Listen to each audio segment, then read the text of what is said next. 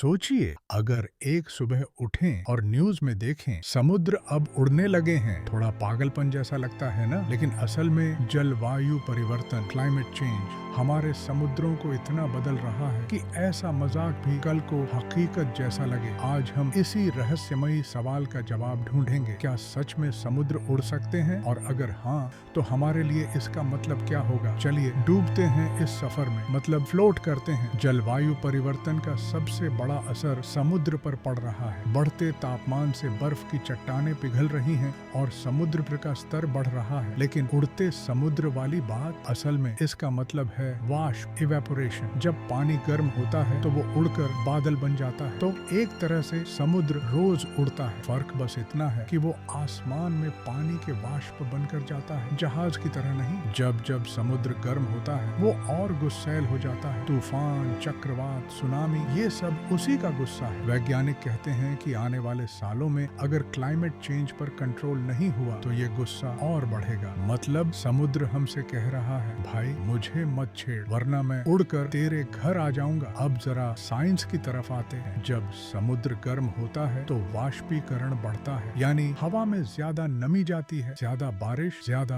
बाढ़। तो तकनीकी रूप से उड़ते समुद्र का मतलब है पानी का आसमान में ट्रांसफर होना, यानी समुद्र सीधा हवाई टिकट लेकर आसमान में जा रहा है और हम सबको मुफ्त बारिश में नहला रहा है। इंसान जितना कार्बन छोड़ रहा है, समुद्र उतना ही उसे सोख रहा है। लेकिन दिक्कत ये है कि इस सोखने से समुद्र एसिडिक बन रहा है। अगर यही चलता रहा तो मछलियां बोलेगी, भाई पानी नहीं नींबू पानी हो गया है। अगर समुद्र इसी तरह फैलता गया तो मियामी, मुंबई, कोलकाता जैसे शहरों का आधा हिस्सा पानी में होगा। मतलब सुबह ऑफिस जाते वक्त लोग बोलेंगे, भाई बस नहीं मिली, चलो बोट पकड़ लेते हैं। हर बार जब आप आसमान में बादल देखते हैं तो याद रखिए, ये समुद्र ही है जो उड़कर ऊपर गया है। तो असल में हर बारिश की बूंद समुद्र का ही व्हाट्सएप फॉरवर्ड है जो हमारे सिर पर गिरता है। आर्कटिक और अंटार्कटिक की बर्फ दिन ब दिन पिघल रही है। ये ऐसे है जैसे फ्रिज का आइस क्यूब पिघलकर जूस में गिर रहा हो। फर्क बस ये कि ये जूस पूरी धरती है। किसानों के लिए भी ये बड़ा खतरा है। बारिश कब होगी और कितनी होगी कोई भरोसा नहीं। कभी इतनी बारिश कि धान तैरने लगे, कभी इतनी सूखा कि खेत दरारों से भर जाए। मतलब समुद्र का मूड स्विंग किसी बॉलीवुड हीरोइन से भी ज्यादा खतरनाक है। जलवायु परिवर्तन सिर्फ इंसानों को नहीं, जानवरों को भी परेशान कर रहा है। कछुए, डॉल्फिन, पेंगुइन, सबकी लाइफस्टाइल बदल रही है। अगर यही चला तो हो सकता है कल को मछलियां भी हवाई जेट बुक कर लें। गुड न्यूज ये है कि हाँ, हम रोक सकते हैं। कम कार्बन, ज्यादा पेड़, रिन्यूएबल एनर्जी, यही रास्ता है। मतलब हमें समुद्र को बोलना है, भाई तू शांत रह, हम तेरे लिए एसी ऑन कर देते हैं। अगर इंसान संभल गया तो समुद्र शांत रहेंगे, वरना उड़ते बादल, बाढ़ और डूबते शहर हमारी